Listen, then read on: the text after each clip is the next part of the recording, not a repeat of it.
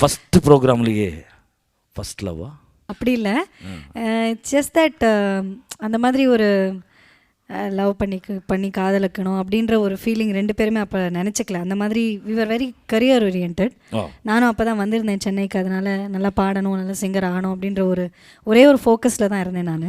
3-4 வருஷம். ஆமாம், ஒரு 3-4 இயர்ஸ் நாங்கள் ஃப்ரெண்ட்ஸாகவே இருந்தோம்.